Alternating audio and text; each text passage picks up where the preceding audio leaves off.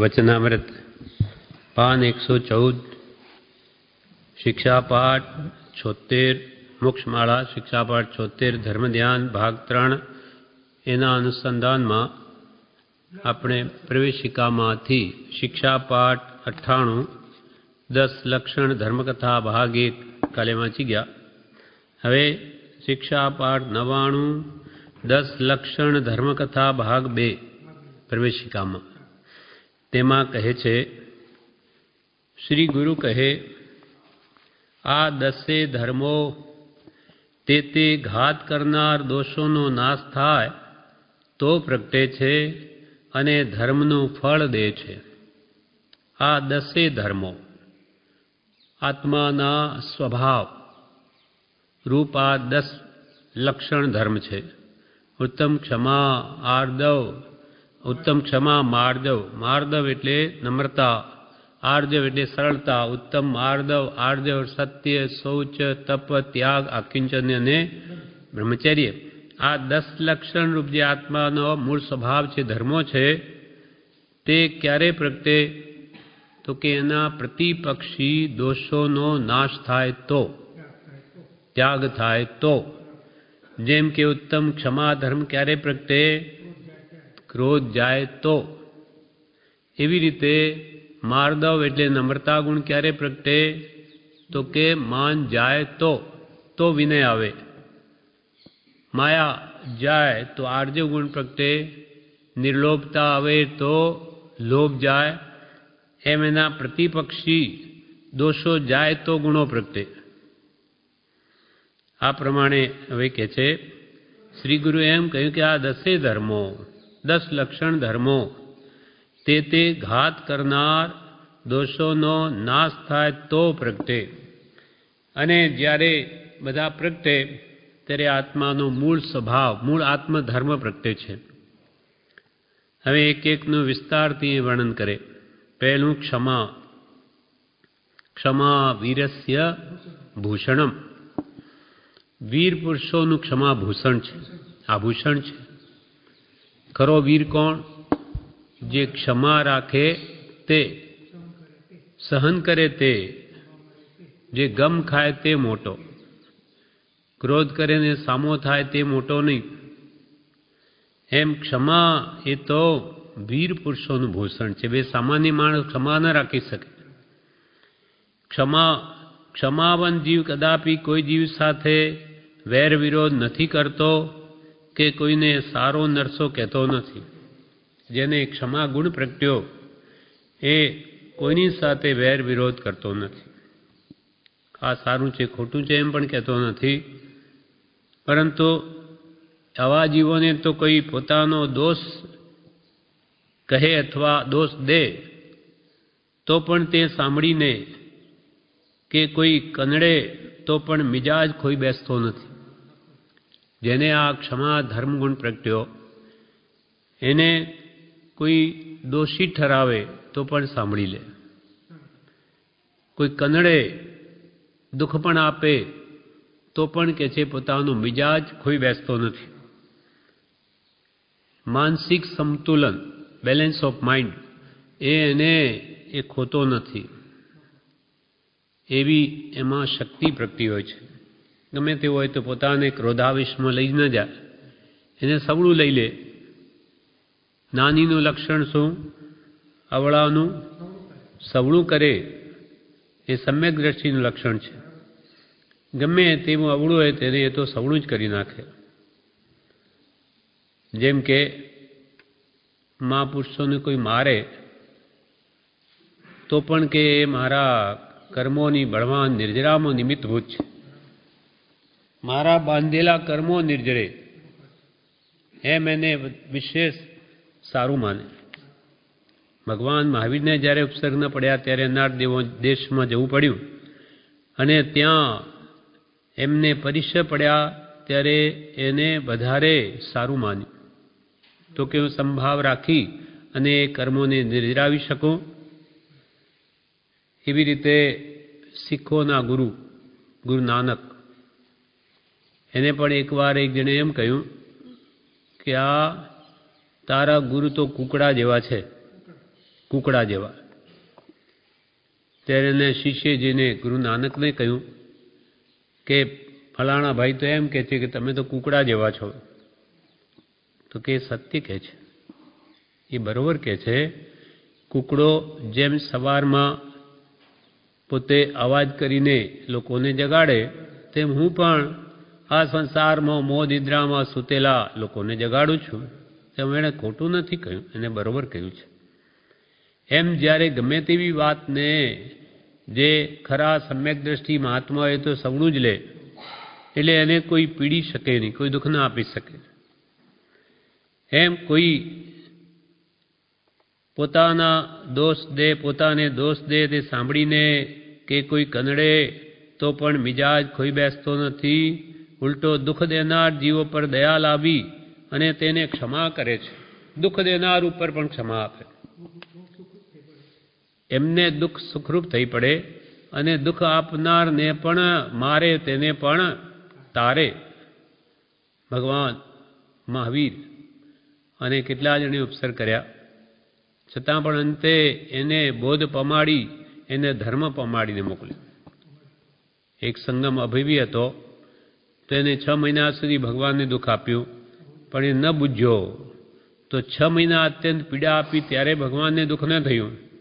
પણ એ ખાલી હાથે જાય છે, કોરે હાથે ભગવાનની પાસે આવી અનંત સંસાર વધારીને જાય, એનું ભગવાનને દુઃખ છે કે અમારી પાસે આવીને અનંત સંસાર વધાર્યો. એટલે આંખમાંથી કે આંસુ આવી ગયા, પણ 6 મહિના ન આવ્યા.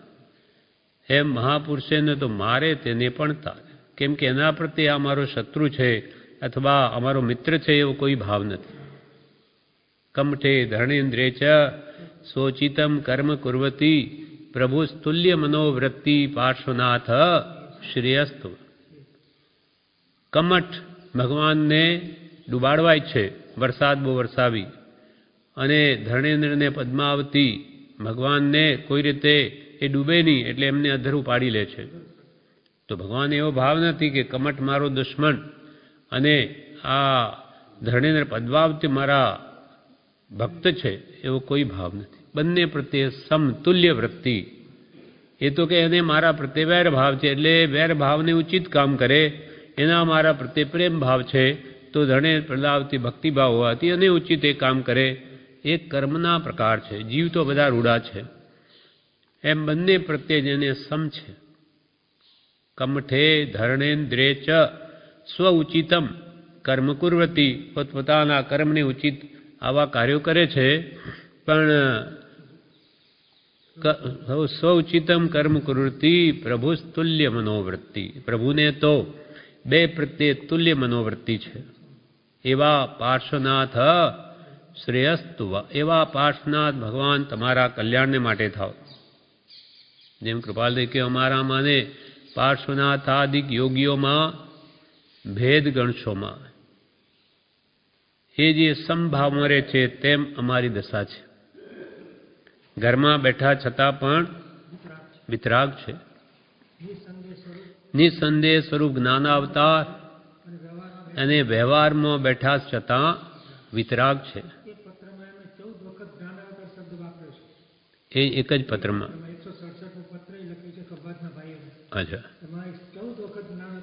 પોતે વાપર્યો છે. હા, પેલા બરાબર. એટલે કૃપાલદેવે પોતાની દશા મોગમ રીતે આપણને જણાવી. આગા ખાનના બંગલામાં પણ કહ્યું, અમારા અને મહાવીરમાં ભેદ ગણશો નહીં, ભેદ માત્ર પ્રેરણનો છે. એમ અહીંયા કે છે, આવા મહાત્માઓને કોઈ કનડે કે એમના દોષ કે તો પણ પોતાનો મિજાજ ખોઈ બેસતા નથી. ઉલટો દુઃખ દેનાર જીવો પર પણ દયા લામીને ક્ષમા કરે છે. તથા પોતાનાથી થયેલા અપરાધોની ક્ષમા માંગી લે કે ભાઈ મારાથી કંઈ મન દુખાયું હોય તો ક્ષમાવું છું. આવા મહાપુરુષો જેને માનનો અંશ નથી, એ તરત નમી જતા એમને કોઈ વિકલ્પ નથી.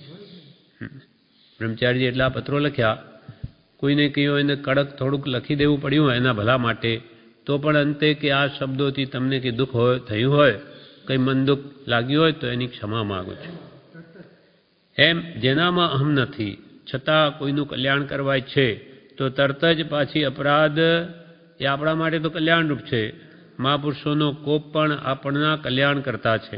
છતાં પણ એ મહાત્માઓ પોતાના આવા લખાણની પણ ક્ષમા ઈચ્છે છે. ઉલટો દેખ દેનાર પ્રત્યે પણ દયા લાવીને ક્ષમા કરે છે તથા પોતાનાથી થયેલા અપરાધોની ક્ષમા માંગી લે છે. આથી ક્ષમાવંત મનુષ્યનો કોઈ દુશ્મન હોતો નથી અને પોતાનું જીવન સુખ શાંતિમાં ગાળે છે. એ તો મહાત્માઓ કોઈને પ્રત્યે વૈરભાવ નથી, એટલે પરમ શાંતિમય એમનું જીવન સુખમાં જાય છે. પણ ભલે તપસ્વી હોય પણ જો ક્રોધ ન જીતાય તો એ તપ પણ બધું ફોક જાય છે. જેમ કહ્યું છે કે આહાર વિશેષ ભોજન લેવાઈ ગયું હોય તો આહારનું અજીર્ણ વમન છે, વધારે ખવાઈ ગયું તો ઉલટી થાય. તેમ માનનું અજીર્ણ નિંદા છે. માન બહુ પોતાને મોટો માનતો એ શું કરે? પરની નિંદા કર્યા કરે. તેવી જ રીતે તપનું અજીર્ણ ક્રોધ છે. વિશેષ તપ કરે અને એને કંઈ પણ થોડો છંછેડે કે તરત જ તપી જાય. તો એ તપ શું કામનું? ક્રોધ જીતવા માટે તપ છે અને તપ કરીને જ જો ક્રોધ થાય તો એ તપ શું કામનું? ઉડતું એને બંધન કરતા થયું. પણ ક્ષમા રાખનાર આ ભાવ અને ભવોભવ સુખી થાય છે અને ક્ષમા એ જ મોક્ષનો ભવ્ય દરવાજો છે. મુક્તિ રૂપી નગરીમાં પ્રવેશ કરવો હોય તો પહેલાં ક્ષમા જોઈશે. હવે બીજો ધર્મ આત્માનો તે માર્દવ. માર્દવ એટલે વિનય. નમ્રતાપૂર્વક ધર્મ ધારણ કરનાર મનુષ્યને ક્ષમા તો હોય છે, પણ જાતિનું અભિમાન, કુલનું અભિમાન, બળ, ઐશ્વર્ય એટલે અધિકાર, ધન, રૂપ, વિદ્યા અને તપ એ આઠના મદનો નાશ થવાથી વિનય ભાવ પ્રગટ થાય છે. આ બધા અહંકાર છે. જાતિનો અહંકાર, કુલનો, બળનો, ઐશ્વર્યનો, ધનનો, રૂપનો, વિદ્યાનો અને તપનો, એ જે ગુણોનો અભિમાન જે આ કરે તે એને બીજા ભાવમાં પ્રાપ્તિ થતી નથી. આ ગુણો પ્રગટ્યા હોય, મને કે ધન હોય કે ભલે પુણ્ય બળે વિદ્યા હોય, પણ અભિમાન કરે તો આવતા ભાવમાં મૂર્ખ થાય. બળ હોય તો નિર્બળ થાય, રૂપ હોય તો કુરૂપ થાય, ઉચ્ચ જાતિનું અભિમાન કરે નીચ કુલમાં જન્મવું પડે. એમ એ આઠના મદનો નાશ થવાથી વિનયભાવ પ્રગટ થાય છે. એવો જીવ પોતાનાથી મોટા પ્રત્યે ભક્તિ, સેવા ચાકરી રૂપે વિનયભાવ રાખે છે. મોટા પોતાનાથી હોય બધા પ્રત્યે વિનય રાખે, એમની સેવા ચાકરી કરે અને નાના પ્રત્યે પણ કરુણા કે નમ્ર ભાવ, નરમાસ રાખે છે અને સર્વની સાથે યથાયોગ મીઠા વેણ બોલે છે. કોણ? જે માર્દવ છે, ગુણવાળો છે, નમ્ર છે, તે કોઈ દિવસ કોઈને કઠોર શબ્દ કહેતો નથી. આથી તે મીઠા બોલનાર વિનયવાળો મનુષ્ય સર્વને પ્રિય લાગે છે. વિનયવાન હોય તે કોઈનું ભલું ન કરે તો પણ બધાને ગમે, અને અભિમાની કોઈનું ભલું કરે તો પણ એ કોઈના મનમાં વસી શકતો નથી, કેમ કે એનું અભિમાન બધાને ખૂંચે છે. એટલે વિનય એ તો બહુ મોટો ગુણ છે. વનો વેરીને વશ કરે, અને ધર્મમાં તો પહેલાં વિનય જોઈએ. કોઈની સાથે દ્વેષ કે અણબનાવ નહીં થવાથી તે વિનયી જીવ આનંદમાં જીવન ગાળે છે. અહંકારમાં પર્યા કરતો હોય અને કોઈ એને માન ના આપે તો દુઃખી થાય, પણ જેને માન મોટાઈ જોઈતી જ ન એને શું વાત છે? એ તો બધાથી નાનો જ થઈને બેઠો હોય, એને શું ભય છે? એટલે પુરુષ કે અમારું નામ લઘુ રાખ્યું સારું થયું કે પ્રભુ અમે તો સૌથી છેલ્લી પંક્તિ જઈને બેઠા. છેલ્લી લાઈન એટલે કે અમે અમારા અંદરમાં કોઈ મોટાઈ નથી તો અમને સુખ શાંતિ છે, તો ખોટું લાગે નહીં. ત્રીજો આત્માનો સ્વભાવ છે આર્જવ એટલે સરળતા, માયા કપડનો અભાવ. સરળતારૂપ ધર્મધારી માણસને ક્ષમા અને માર્દવ ધર્મ તો હોય છે જ, પણ સરળતા વિશેષમાં હોય. તેના મનમાં જે વાત હોય તે જ વાણીમાં કહે અને જે કહ્યા પ્રમાણે જ વર્તે આમ સરળ પરિણામી જીવ નિષ્કપટ હોવાથી નિશ્ચિંત અને સુખી થાય છે. કોઈ મનમાં કપટ જ નથી અને શાનો ભય, શાની ચિંતા, એટલે એવો નિષ્કપટ વાળો જીવ સદા સુખી રહે છે. હવે ચોથો ધર્મ શૌચ ધર્મ. શૌચ એટલે પવિત્રતા. નિસ્પૃહતા, શૌચ એટલે પવિત્રતા અથવા નિસ્પૃહતા. નિસ્પૃહસ્ય તૃણમ જગત. આખા લોક, આખો, હા, કૃપાલ કે આખું જગત સોનાનું થાય તો પણ અમને તૃણવત છે. નિસ્પૃહસ્ય તૃણમ જગત. નિષ્પ્રહ પુરુષને આખું જગત તણખલા બરાબર છે. હા, કૃપાલજી પોતે કહ્યું આખું જગત કૃપાલ કે અમને સોનાન થઈ જાય, અમને તો તણખલા બરાબર. કેમ કે રજકણ કે રિદ્ધિ વૈમાનિક દેવની સર્વે માન્યા પૂતગલ એક સભા. ભલે ને હીરા માણેક હોય તો પણ એ પણ જડ જ છે, પૂતગલ જ છે. માટી પણ પૂતગલ. જેને સોનાનું કે હીરાનું આત્મિકોને હોય, ગ્રસ્તને જેને એની પૈસાની જરૂર હોય તેને, મહાપુરુષોને તો બધું સમભાષે છે, સુખ દુઃખ બધું સમાન છે. ચોથો છે શૌચ ગુણ. શૌચવાન મનુષ્ય ઉપરના ત્રણેય ધર્મ ક્ષમા, માર્દવ અને આર્જવ પાળવા ઉપરાંત પોતાના આત્માને લોભથી બચાવે છે. જે પદાર્થ ન્યાયપૂર્વક કમાણીથી ભાગ્યવશાત પ્રાપ્ત થાય તેમાં તે સંતોષ રાખે છે. ન્યાયથી જે મળે તેમાં સંતોષ રાખે. કદી સ્વપ્નમાં પણ પરધન લઈ લેવાના ભાવ તેને આવતા નથી. સ્વપ્નમાં પણ હું બીજાનું લઈ લઉં એવો ભાવ શૌચવાનને ન પ્રગટે. પર દ્રવ્યેશુ લોષ્ટવત. બીજાનું ધન તેને માટે ઢેફા બરાબર છે. માતૃવત પરદારેશુ પર દ્રવ્યેશુ લોષ્ટવત આત્મવત સર્વભૂતેષુ યહ પશ્યતિ સ પંડિત. જે પર સ્ત્રીને માતા સમાન જુએ, માતૃવત પર દારેશુ પર દ્રવ્યેશુ લોષ્ટવત, જે બીજાના ધનને માટીના ઢેફા સમાન ગણે, અને આત્મવત સર્વભૂતેષુ સર્વ પ્રાણી માત્રને જે પોતા સમાન ગણે, યહ પશ્યતિ સહ પંડિત. આ પ્રમાણે જે જુએ તે જ ખરો પંડિત છે. એમ જે પદાર્થ ન્યાયથી કમાણી કરે, ન્યાય કમાણીથી ભાગ્યવશાત પ્રાપ્ત થાય તેમાં સંતોષ રાખે. કદી સ્વપ્નમાં પણ પરધન લેવાની ભાવના તેને આવતી નથી. કદી અશુભ કર્મના ઉદય તેને કંઈ તોટો ખોટ આવે કે કોઈ પ્રકારે તેનું દ્રવ્ય જતું રહે તો પણ તેનું તેને દુઃખ લાગતું નથી. કોઈ પાપના ઉદય નુકસાન જાય તો પણ કે છે એને મનમાં દુઃખ લાગતું નથી. જેને એવો નિષ્પૃહતા ગુણ પ્રગટ્યો તેને, કે આ તો કર્મ પ્રમાણે આવ જાવ થયા જ કરવાની. પોતાના કર્મનું ફળ જાણી ધીરજ ધારણ કરે છે, પરંતુ તે ખોટ પૂરવાને બીજાને હાનિ પહોંચે તેમ કરે નહીં. કે ભાઈ એટલી મોટી ખોટ આવી ગઈ એટલે બીજામાં કંઈક માયા કપટ કરીને મેળવી લઉં, બીજાને ભલે હાનિ થાય એમ ન કરે. મારું ગમે તેમ થાવ, પણ બીજાનું બગાડીને તો પોતાનું સુધારવા કદી ઈચ્છે નહીં. તે ખોટ પૂરવાને બીજાને હાનિ પહોંચે તેમ કરે નહીં. આવા સંતોષી પુરુષને તૃષ્ણા નહીં હોવાથી તે સદા આનંદમાં રહે છે. સંતોષી નર સદા સુખી, અને આથી કદી કોઈથી તે ઠગાતો પણ નથી. કેમ કે એનું મન પવિત્ર હોવાથી એને લોભિયા જ્યાં હોય ત્યાં દુતારા ભૂખે ન મરે, પણ જેને લોભ ન હોય તેને કોઈ ઠગી ન શકે. કહ્યું છે ઉત્તમ શૌચ સદા જગ જાના, લોભ પાપ કા બાપ બખાના. ઉત્તમ શૌચ ધર્મ, પવિત્રતા મનની, તે જગ જાના, જગતજીવો બધા જાણે છે કે મનની પવિત્રતા સર્વશ્રેષ્ઠ છે.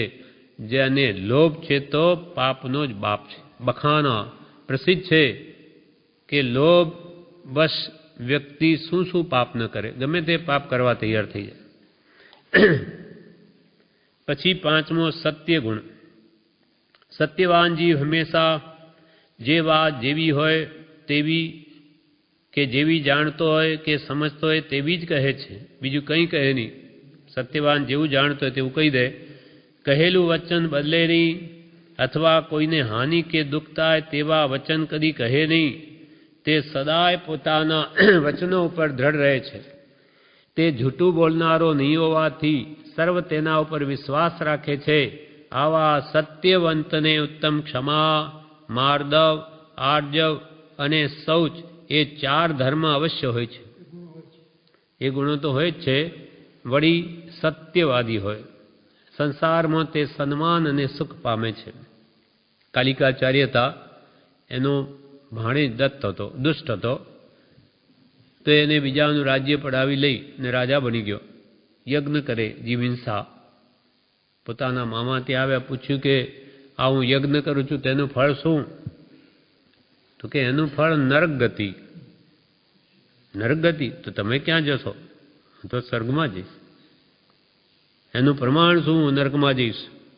તો કે 7મે દિવસે તારા મોઢામાં વિષ્ઠા પડશે અને કુંભી પાકની વેદના ભોગવીને નરકમાં જઈશ. એટલે કે હવે 7 દિવસ કયા ને ખબર પાડી દો એમને. 7 દિવસ એને રાખો અંદર, ક્યાંય મતલબ જાય નહીં, જતા ન રહે, અને પોતે પણ અંદર રહ્યો કે 7 દિવસ હું બહાર જ ન નીકળું તો મારા અંદર મોઢામાં વિષ્ઠા ક્યાંથી પડે. એટલે પોતે અંદરીને પણ બનવાકાળ ભગવાનના વચનો મિથ્યા થાય નહીં. એટલે અકસ્માત મનમાં એવી ભ્રાંતિ થઈ ગઈ કે 7 દિવસ થઈ ગયા. 6 દિવસે જ બહાર નીકળી ગયો. રસ્તામાં ઘોડો દોડાવતો જાય. હવે એ અંદર 7 દિવસ રહ્યો, પણ જેનું રાજ્ય લઈ લીધેલું એના મંત્રીઓને બધા મોકો શોધતા હતા કે આ અંદર 7 દિવસ એટલે બધો પ્લાન ઘડી લીધેલો એને પકડવાનો. જેવો એ બહાર નીકળ્યો, રસ્તામાં જતા એક માળી એને હાજત થઈ સંડાસની. એટલે તરત જ સવારમાં વહેલો રોડ ઉપર જ બેસી જઈ અને તેમાં ઉપર ફૂલ નાખી દીધા, ઢાંકી દીધા. ફૂલને જતો રહ્યો. ત્યાં જેવો ઘોડો આવ્યો, એનો પગ પડ્યો કે વિષ્ઠા ઉછળી એના મોઢામાં પડી. એટલે કે હો, આ ક્યાંથી આવ્યું? અરે આજે દિવસ કયો છે? તો કે આજે તો કે 7મો દિવસ. બધું ગણ્યું. અરે ભૂલ થઈ, ચાલો પાછા અંદર. એટલામાં તો એ લોકોએ તૈયાર કરી રાખેલી. જેવો પાછો આવ્યો પાછો કે દરવાજે બધા ઊભા જતા એને પકડી લીધો અને એને નાના સાંકડા મોઢાના ઘડામાં દાબીને ઘાલ્યો. એમાં તેલ નાખીને કડામાં ઉકાળી અને એનું મરણ થયું. એટલે જેમ કહ્યું તેમ થયું. ભગવંતે એમ કાલિકાચાર્ય કે ભાઈ હું એને આવું કહી દઉં તો આ મને શું ઉપદ્રવ કરશે એ નહીં જોયું. સત્ય સત્ય જ છે. સત્યવાદી પુરુષો ડરે નહીં.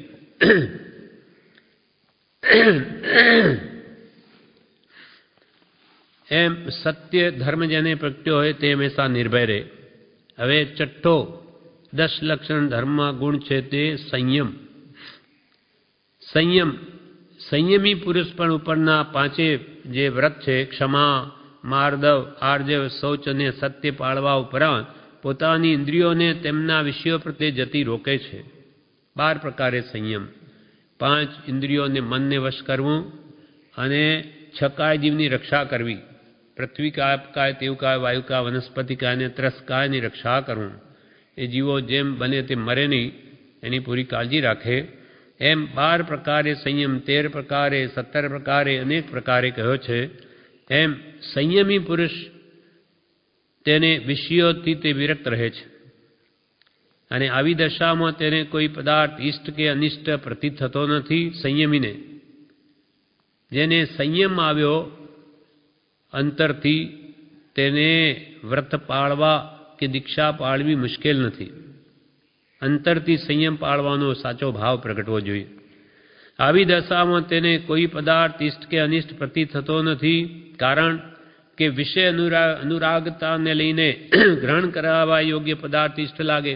5 ઇન્દ્રિયોને વિષય ભોગાદિની ઈચ્છા હોય તેને 5ના વિષયો ઇષ્ટ લાગે અને અરુચિકર વા ગ્રહણ ન કરવા યોગ્ય પદાર્થ અનિષ્ટ લાગે. એમ ઇષ્ટ અનિષ્ટની કલ્પના સંયમી પુરુષને ન હોવાથી તેમાં હે ઉપાદે ગ્રહણ છોડવાની કલ્પના પણ એને રહેતી નથી. ત્યારે સમભાવમાં તેનો આત્મા આવે છે. આથી તે સમરસનો આનંદ અનુભવે છે. એટલે બ્રહ્મચારીજીએ મહાપુરુષના જીવનમાં લખ્યું છે પ્રજ્ઞાવધમાં, સંયમ વિના દિન આટલા ખોયા અરે મેં પાપીએ. સંયમ વિના દિન આટલા ખોયા અરે મેં પાપીએ. તે દિન પાછા કોઈ દે તો રાજ્ય સઘળું આપીએ.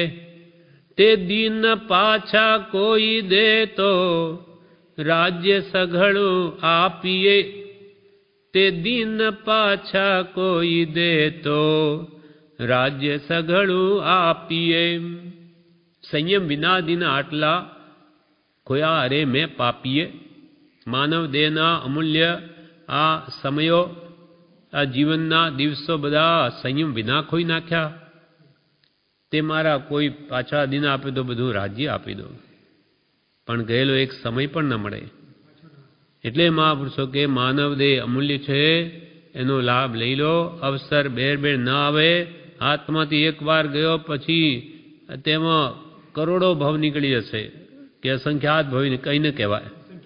કાકતાલીયવત કોઈક વાર હાથમાં આવે છે, બહુ જ દુર્લભ છે. 10 દ્રષ્ટાંત કેવો દુર્લભ કયો, આપણને લાગે આ તો અસંભવ જેવી વાત છે.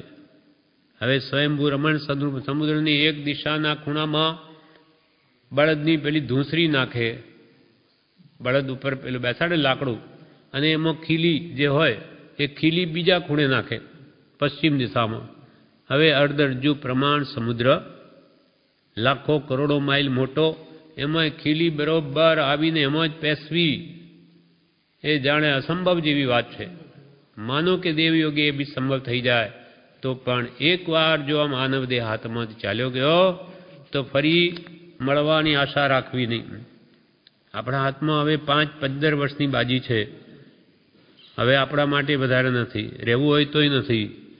એટલે વધારેમાં વધારે હવે જેટલું જીવન હોય એ માત્ર આત્માર્થે જ ગાળવું જોઈએ, અન્ય પ્રયોજન અર્થે નહીં.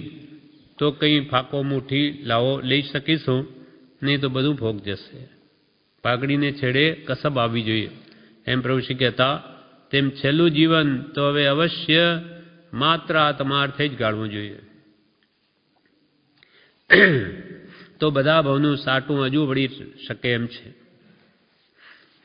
આમ સંયમ ગુણ પછી 7મો 10 લક્ષણ ધર્મમાં તપ ધર્મ છે. તપ ઈચ્છાઓને રોકવી તે તપ છે. ઈચ્છા નિરોધસ તપઃ.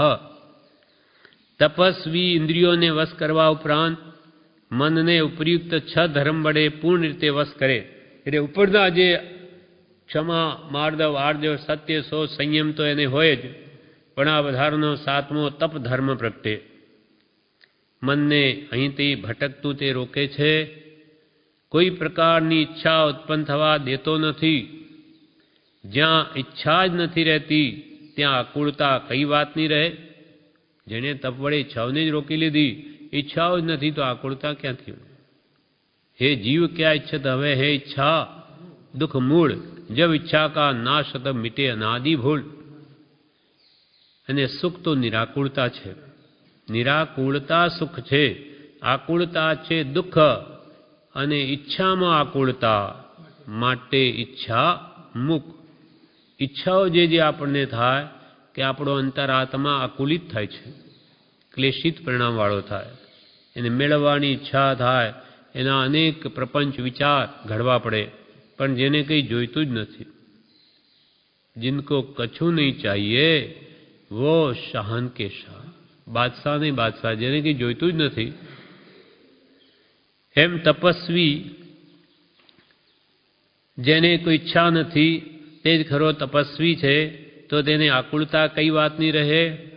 એ પોતાના ઉપર આવનાર સર્વ પ્રકારના ઉપસર્ગો ધીરતાપૂર્વક સહન કરવા તૈયાર હોય છે. ખરી રીતે એવો કોઈ દેવ, મનુષ્ય કે પશુ સંસારમાં જન્મેલ નથી કે જે આવા પરમ તપસ્વીને તેના ધ્યાનથી કિંચિત માત્ર ડગાવી શકે. એવો કોઈ દેવ, એવો કોઈ મનુષ્ય કે એવો કોઈ પશુ આ સંસારમાં જન્મેલો નથી કે આવા તપસ્વીને તે ડગાવી શકે. શ્રીરામ જ્યારે આત્મધ્યાનમાં લીન થયા, સીતા જેવી સતી હતી, પણ પછી સિતેન્દ્ર થયો, ઇન્દ્ર થઈ ગયો, સ્ત્રીવેદ છેદી નાખ્યો.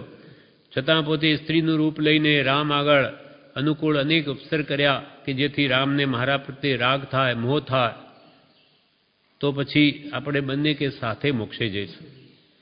છતાં એ દેવ દેવી અપ્સરાથીને ગમે તેવું કર્યું તો એ નહીં ડગાવી શકે. જે તપસ્વી છે ખરા, એને દુનિયાની કોઈ તાકાત નથી કે ડગાવી શકે. એટલે ખરી રીતે એવો કોઈ દેવ, માણસ કે પશુ સંસારમાં જન્મેલ નથી કે જે આવા પરમ તપસ્વીને તેના ધ્યાનથી કિંચિત માત્ર ડગાવી શકે. આથી આવા મહાપુરુષને એકાગ્ર ચિંતા નિરોધરૂપ ધર્મ વા શુક્લ ધ્યાન હોય છે. તેથી અનાદિથી લાગેલા કઠણ કર્મોનો થોડા સમયમાં નાશ કરીને સાચા સુખનો તે અનુભવ કરે છે, આત્મસુખનો. હવે 8મો ધર્મ ત્યાગ.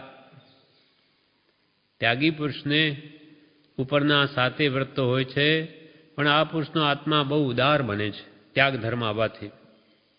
તે પોતાના આત્મામાંથી રાગ દ્વેષ આદિ ભાવો દૂર કરવા અને સ્વપરનો ઉપકાર કેમ થાય, સ્વપરનો ઉપકાર તેના માટે ત્યાગ કરે છે. 4 પ્રકારે દાન આપે છે: આહારદાન, ઔષધદાન, અભયદાન, જ્ઞાનદાન દે છે. દાન આપીને પોતાના આત્માને ધન્ય માને છે અને ધનને પણ સફળ સમજે છે. દાનમાં કે વપરાયું તો એ ધન સફળ. દાન ભોગ નાશ તૃતીયા ગતિર્ભવંતી વિત્તસ્ય ये न ददाती न भुक्ते तस्या तृतीया गतिर्भवती. દાન ભોગને નાશ. ધનની ગતિ છે. જે હાથે તે સાથે દાનમાં આપે તે એને ભવોભવમાં ઉપયોગી થાય. કાં પછી પોતાને અત્રે આવશ્યક હોય તેટલું ભોગવે, પોતાના જીવન સ્તરને ઊંચું ન લઈ જાય, પછી કાલે ન દુઃખી થાય. મધ્યમ રીતે જે સ્થિતિમાં પોતે છે તેમાં રહે અને એ પણ ન કરે તો પછી એની નાશ છે, એને માટે નાશ છે. એ દ્રવ્ય કોઈ બીજો એને જ પચે છે.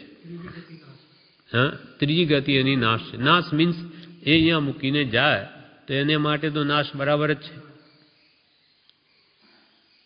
એમ એ દાનાદિમાં ત્યાગ ધર્મના કારણે એ લક્ષ્મીનો ઉપયોગ કરે છે. દાન આપીને પોતાને ધન્યને ધન્ય સફળ થયેલ સમજે છે. આ કદી સ્વપ્ને પણ પોતાની કીર્તિ કે યશ ઈચ્છતા નથી. દાન આપી તેનું સ્મરણ પણ રાખતા નથી કે કોઈને કહી બતાવતા પણ નથી. ખરી રીતે દાન દઈને ભૂલી જવું એ જ દાતાનો સ્વભાવ હોય છે. દાન કે જે જમણો હાથ દાન આપે, ડાબો હાથ જાણે નહીં, તો એ ગુપ્ત દાનનું 9 ગણું ફળ છે. ખરી રીતે દાન દઈને ભૂલી જવું એ દાતાનો સ્વભાવ હોય છે. તેથી આ પુરુષનું ચિત્ત સદા પ્રસન્ન રહે છે. કેમ કે આપીને મોટાઈ મેળવવાની કામના ન હોય એટલે એ સદા પ્રસન્ન રહે. મરણનો પ્રસંગ આવી જાય તો પણ તે નિરાકુલ રહે. તેનું ચિત્ત ધનાદિમાં ફસાઈ આર્ત રૌદ્ર ધ્યાન કદી કરતું નથી. તેથી તેનો આત્મા સદગતિ પામે છે. જેને ત્યાગવાની જ ભાવના છે તો એને મરણ આવે તો કંઈ એમાં આસક્તિ નથી, એટલે એને કોઈ દુઃખ નથી. હવે 9મો આકિંચન ધર્મ એટલે મમત્વનો ત્યાગ, મારાપણાનો. બાહ્ય અભ્યંતર સમસ્ત પ્રકારના પરિગ્રહ ઉપરથી મમત્વ ભાવ છોડી દેનાર પુરુષ સદાય નિર્ભય રહે છે. બાહ્ય પરિગ્રહમાં જેને મમતા નથી અને અભ્યંતર કશાય ભાવો પણ જેના શમી ગયા છે તેને કોઈ ભય નથી. એને નથી કશું સંભાળવાનું કે નથી કશાની રક્ષા કરવાની, એટલા સુધી કે તે પોતાના શરીર પ્રત્યે પણ નિષ્ફળ રહે છે. તો આવા મહાપુરુષને કયો પદાર્થ આકુળતા કરાવે? કોઈ પ્રત્યે જેને આસક્તિ નથી અને કયો પદાર્થ આકુળતા કરાવે? કારણ કે તે પોતાના આત્મા સિવાય સમસ્ત પદાર્થોને અને શુદ્ધ ચૈતન્ય એવા ભાવો સિવાય સમસ્ત પરભાવો વા વિભાવોને હે તજવાયુગ સમજે છે.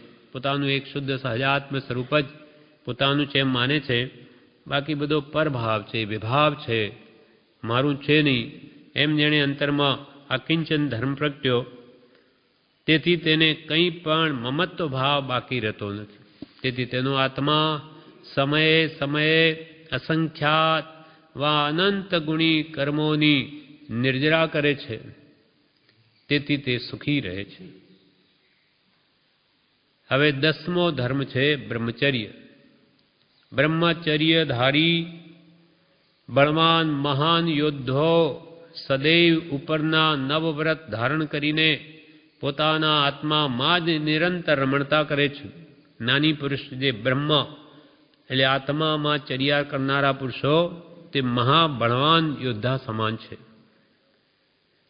બ્રહ્મચર્યધારી મહાબળવાન યોદ્ધો સદૈવ ઉપરના નવવ્રત ધારણ કરીને પોતાના આત્મામાં જ નિરંતર રમણતા કરે છે.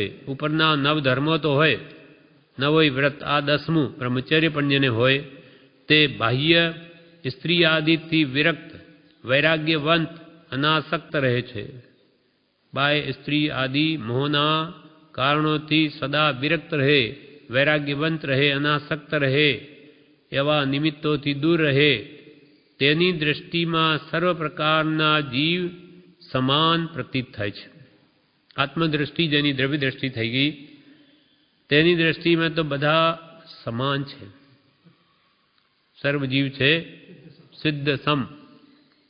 તેની દ્રષ્ટિમાં સર્વ સંસારના જીવ સમાન પ્રતીત થાય છે.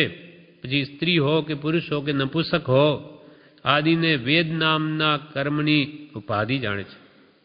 કે આ બધા સ્ત્રી પુરુષ કે નપુંસક રૂપે દેખાય, એ તો બધા એમના કર્મોની ઉપાધિ છે, કર્મને લઈને એવું દેખાય. એટલે એ સ્ત્રી પુરુષ નપુંસક આદિને વેદ નામના કર્મની ઉપાધિ જાણે છે. એ વિચારે છે કે આ દેહ હાડ માંસ મળ મૂત્ર લોહી પાચ આદિ મહાપવિત્ર કે દુર્ગંધવાળા પદાર્થોનો કોથળો છે. બ્રહ્મચર્યધારી શું વિચારે કે આ શરીર છે તો હાડકાં માંસ મળ મૂત્ર લોહી પાચ આદિ મહાપવિત્ર ને દુર્ગંધવાળા પદાર્થોનો કોથળો છે. અંદરમાં તો એ જ ભરેલું છે. બહાર સર્વે બાજુથી ચામડાની પાતળી ચાદર લપેટ્યાથી તે રાગી જીવોને સારો લાગે. ઉપર ચામડીની લપેટ આવવાથી એ રાગી મોહી કામી જીવોને સારો લાગે દેહ.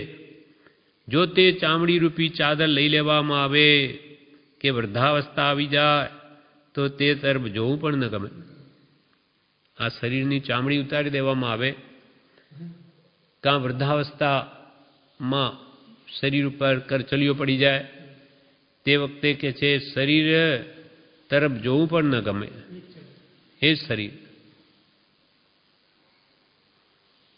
જો તે ચામડી રૂપી ચાદર લઈ લેવામાં આવે એટલે કૃપાલ કે જો સ્ત્રીને જોઈને રાગ થતો હોય તો તેનું ત્વચા વગરનું સ્વરૂપ વિચારજે.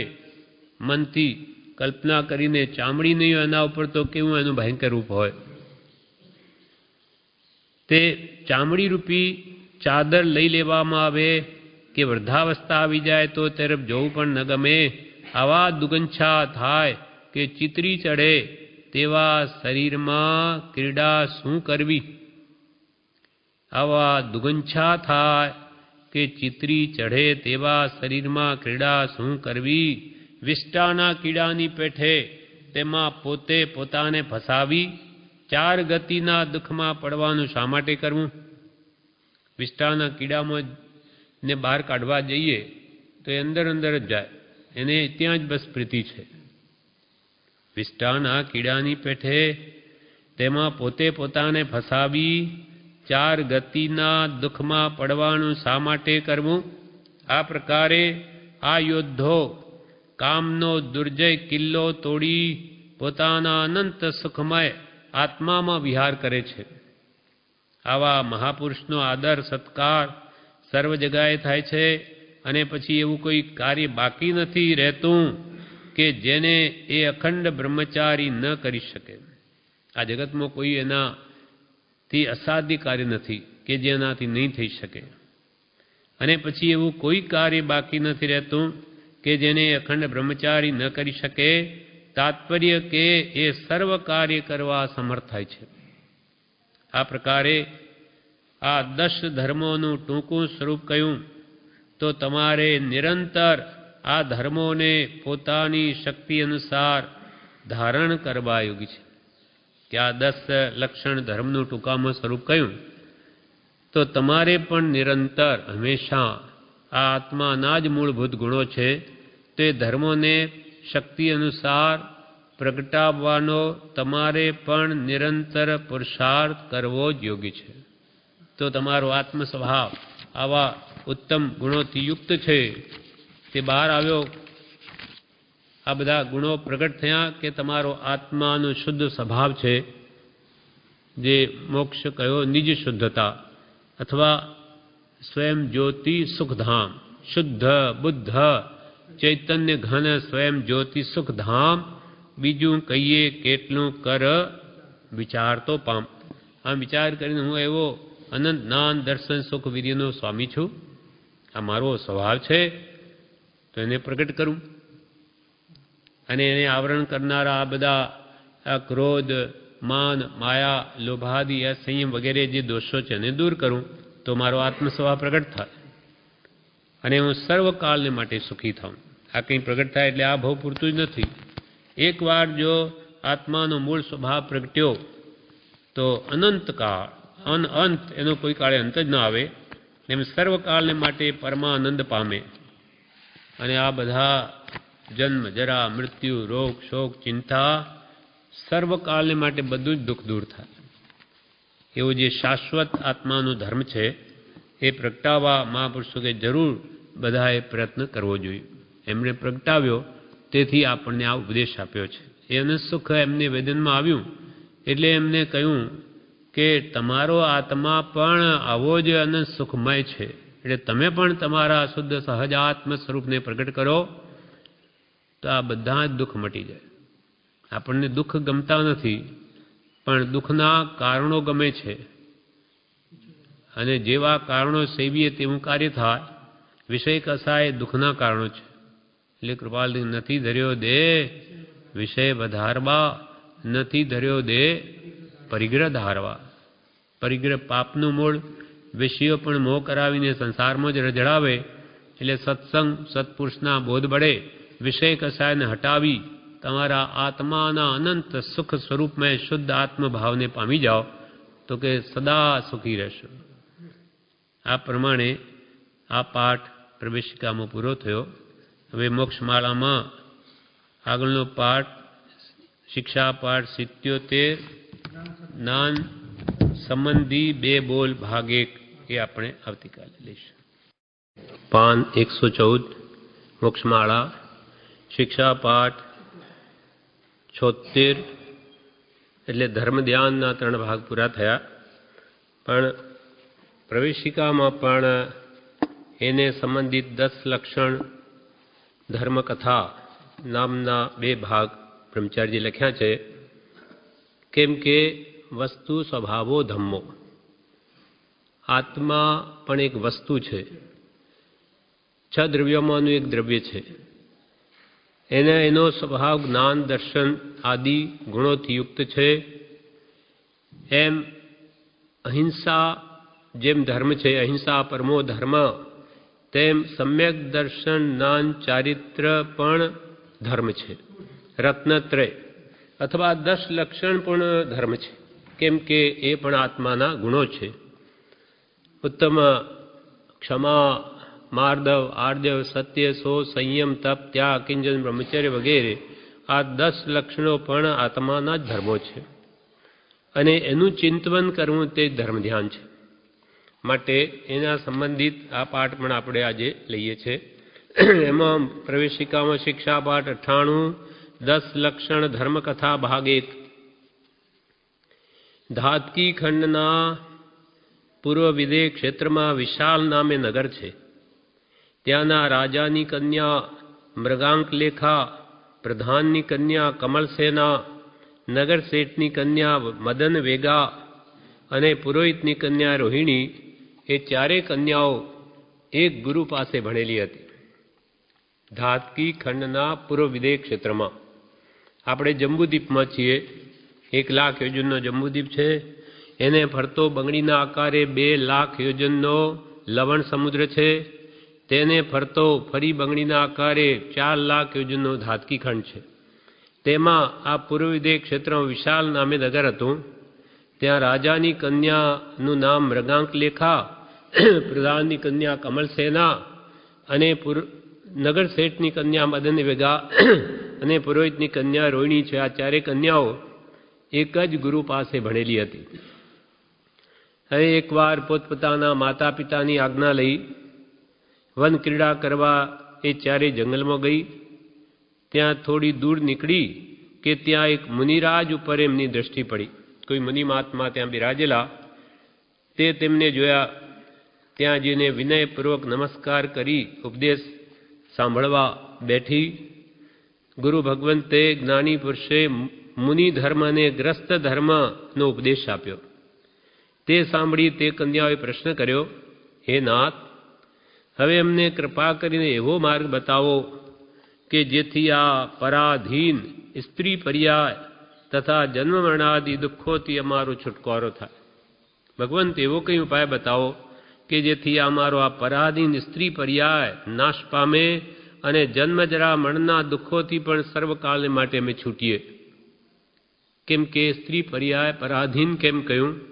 એક તો પરાધીન સપને હું સુખ નાય. પરાધીનને કે જે સપનમાં સુખ. સ્ત્રીઓને બાળવયમાં માતા પિતાને આધીન રહેવું પડે, યુવા વયમાં પતિને આધીન રહેવું પડે અને વૃદ્ધાવસ્થામાં પુત્રને આધીન રહેવું પડે.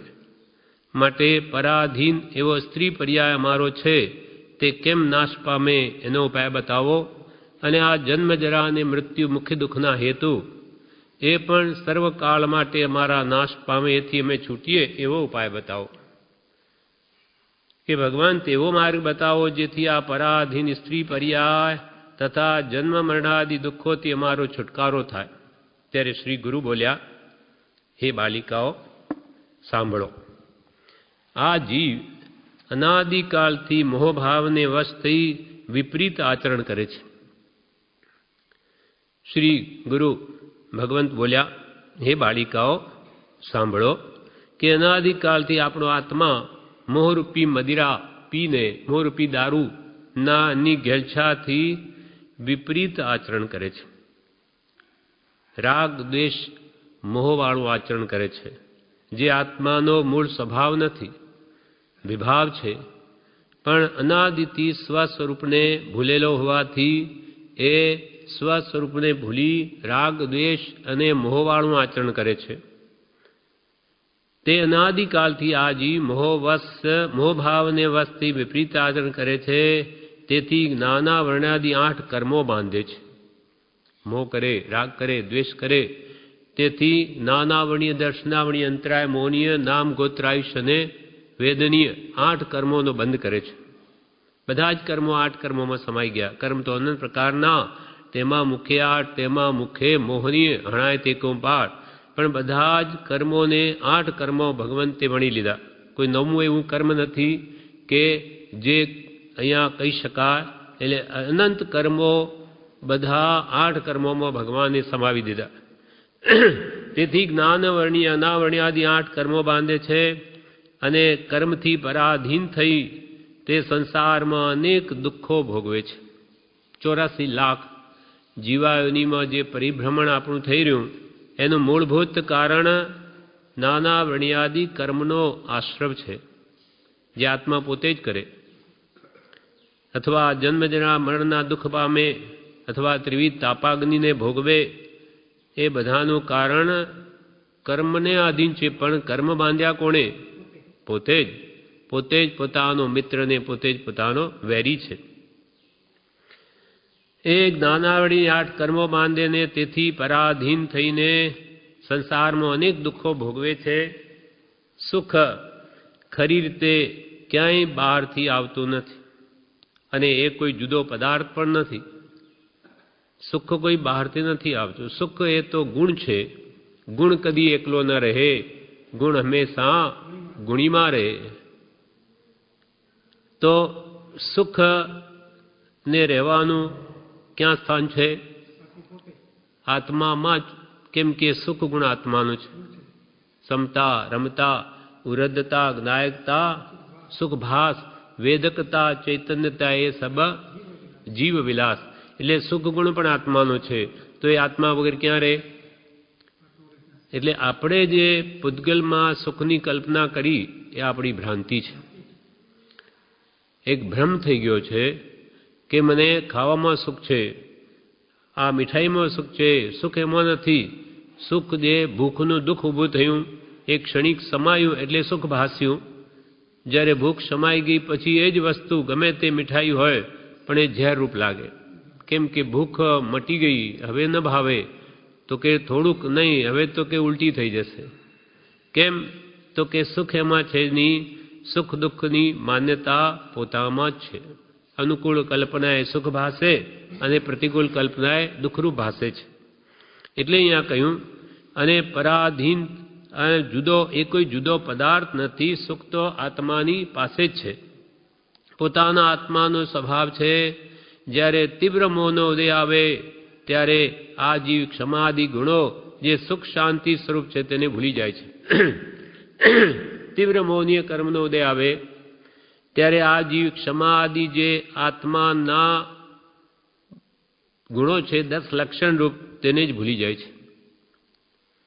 તીવ્ર મોહનો ઉદય આવે ત્યારે આ જીવ ક્ષમાદિ ગુણો જે સુખ શાંતિ સ્વરૂપ છે, ક્રોધ સુખરૂપ નહીં, ક્ષમા સુખરૂપ છે.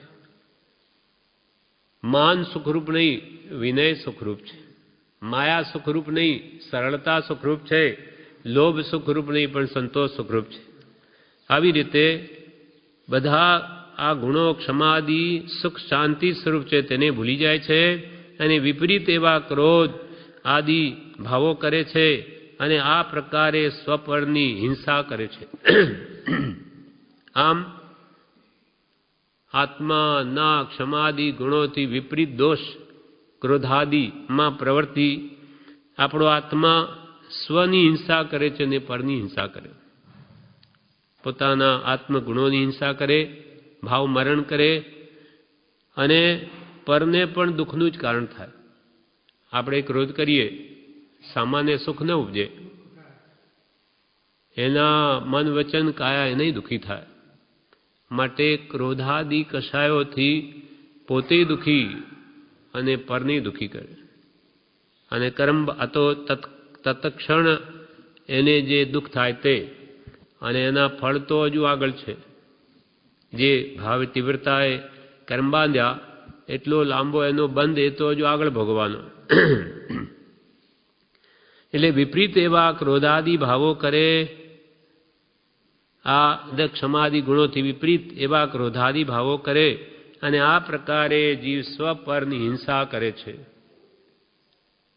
એનાથી વિપરીત જો આપણો આત્મા પોતાના સ્વરૂપનો વિચાર કરે અને ઉત્તમ ક્ષમાદિ ગુણો ધારણ કરે તો નિસ્સંદેહ આ ભવ અને પરભવમાં સુખ ભોગવી પરમ પદ એટલે મોક્ષ પણ પ્રાપ્ત કરી શકે. તો સ્ત્રી પર્યાય છૂટવામાં સી હરકત આવે? શ્રી ગુરુએ કહ્યું કે આ જીવ જો સ્વ આત્મ સ્વરૂપનો વિચાર કરે કે હું કોણ છું, હું સહજાત્મ સ્વરૂપ છું, દેહાદિ સ્વરૂપ નથી, હું અનંત જ્ઞાન દર્શન સુખવીરીનો સ્વામી છું, શુદ્ધ બુદ્ધ ચેતન ઘન છું, રાગ દ્વેષ મારો સ્વભાવ નથી, એમ જે પોતાના આત્માના અનંત ગુણો છે એનું સ્મરણ કરી અને વિભાવથી મુકાય તો કે છે નિસ્સંદેહ આ ભવને પરભવમાં એ સુખ ભાગ ભોગવી અને અંતે મોક્ષને પામે. જ્યારે મુક્તિને પામે તો ત્યાં સ્ત્રી વેદ ક્યાં નડે? ત્યાં અર્થાત એ સ્ત્રી પર્યાય છૂટી જ જાય. ત્યાં તો સ્ત્રી પુરુષ કે નપુંસક કોઈ વેદ મોક્ષમાં છે જ નહીં. ઠીક મુક્તિ મળી જાય તો પછી આ વેદ ક્યાં આડા આવે? સુખ તો ક્યાંય નથી. સ્ત્રી વેદ પરાધીન, પુરુષ વેદમાંય કંઈ સુખ નથી, નપુંસક વેદમાંય સુખ નથી. આ વેદનો ઉદય એ તો મોહનીય કર્મનો જ ભેદ છે. નવનો કષાય છે, એટલે એને લઈને સંસાર જ વધે છે. જો જીવ પોતાના સ્વરૂપનો વિચાર કરે અને ઉત્તમ ક્ષમાદિ ગુણો ધારણ કરે તો નિસંદેહ, નક્કી, એમાં કોઈ શંકાને સ્થાન નહીં, નિસંદેહ સહજાત્મ સ્વરૂપનું ધ્યાન કરે, ઉત્તમ આચાર સેવે, ક્ષમાદિ કષાયોને સમાવે, તો નિસંદેહ આપણો આત્મા આ ભાવ અને પરભાવમાંય સુખ ભોગવી, જેને આપણે સુખ માન્યું છે ઇન્દ્રિય સુખ ભૌતિક, એ પણ ભોગવી અને અંતે મોક્ષ પણ પ્રાપ્ત કરી શકે છે. તો પછી સ્ત્રી પર્યાય છૂટવામાં સી હરકત આવે?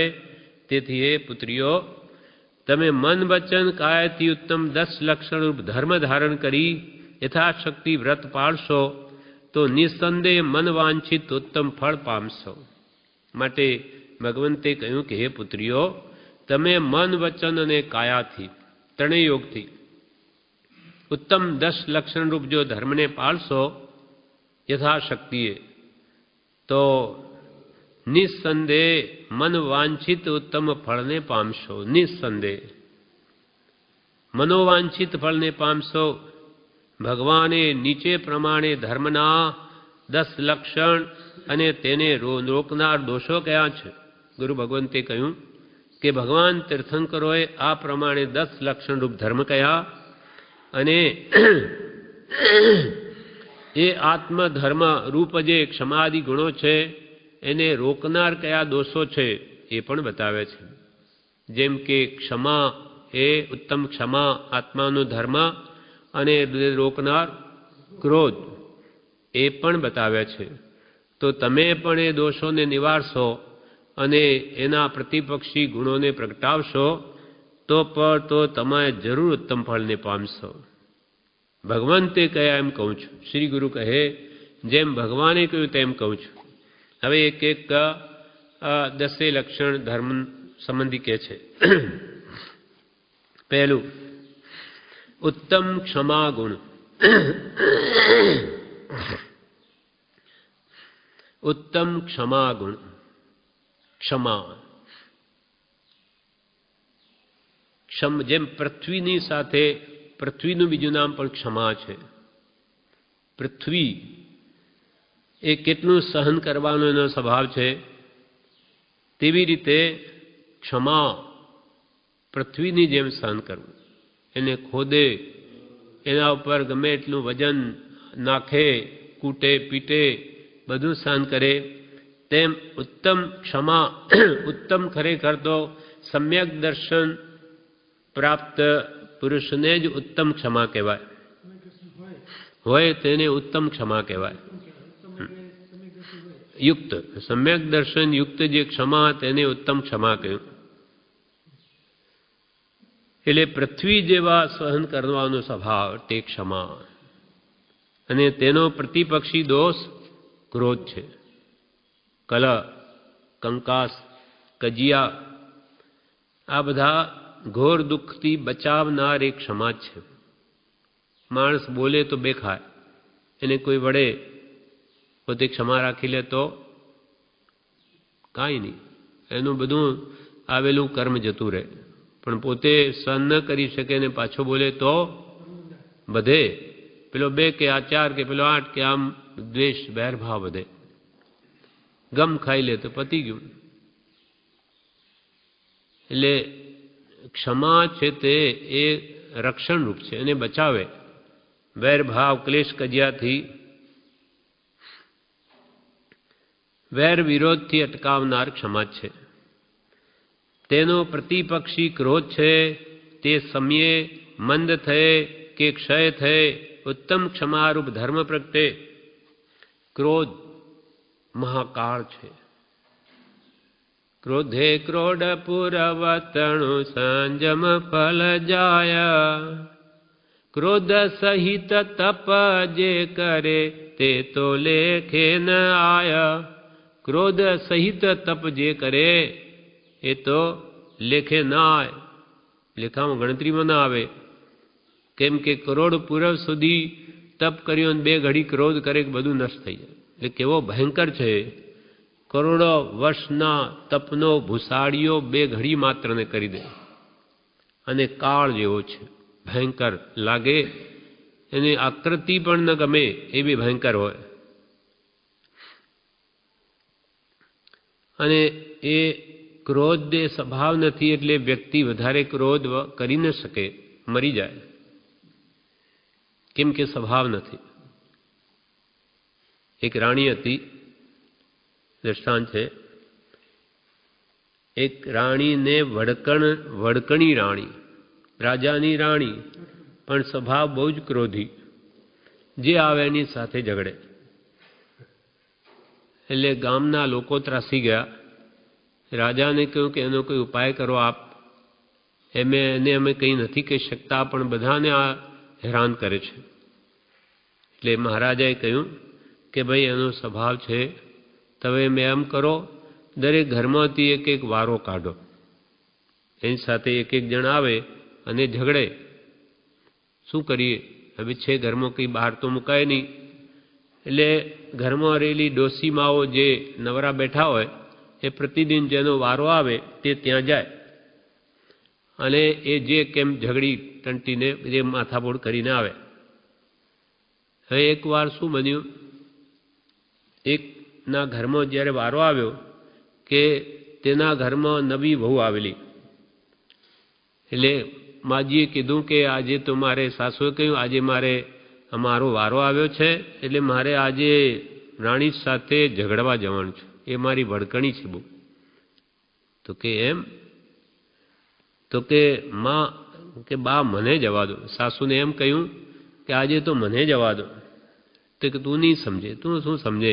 નાની છોકરી આજની શું જાણે, તારું કામ નહીં, એ તો અમે જ પહોંચી વળીએ. ના, મને જ જવા દો. ખૂબ આગ્રહ કર્યો. તો કે કંઈ નહીં, ભલે તું જા. તો કે મને એટલું એ કરો કે એક 500 ગ્રામ, કે તે વખતે શેર હતો, 1 શેર ચણા લાવીને મને આપો, શેકેલા ચણા. બીજું મારે કંઈ નહીં જોઈએ. એ લઈને આપ્યા. હવે લઈને ત્યાં પહેલાં તો જે સમય પ્રતિદિન આપેલો એના કરતો 1 કલાક મોડી ગઈ.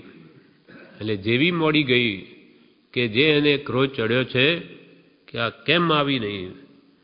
એટલે ખૂબ તપી. પોતે શાંતિથી બધું જોયા કરે છે, કંઈ એક શબ્દે બોલતી નથી. એ ખૂબ તપીને જ્યારે એકદમ થાકી બોલીને, કેમ કે ક્રોધ એ સ્વભાવ નથી આત્માનો, થાકી ગઈ. એટલે પછી એ વહુએ શું કર્યું, પોતાનું પડીકું ખોલ્યું, એની સામે જ પેલું 1 શેર ચણાનું શેકેલું, અને લઈ 1 મુઠ્ઠી પોતાના મોઢામાં ફાંક્યા. અને રાણીને શું કર્યું, લે તું આ લે અંગૂઠો. એને બતાવ્યો અંગૂઠો, કે એનો ફરી ક્રોધ એકદમ ચડ્યો. મને અંગૂઠો બતાવે, તું ચણા ખાય.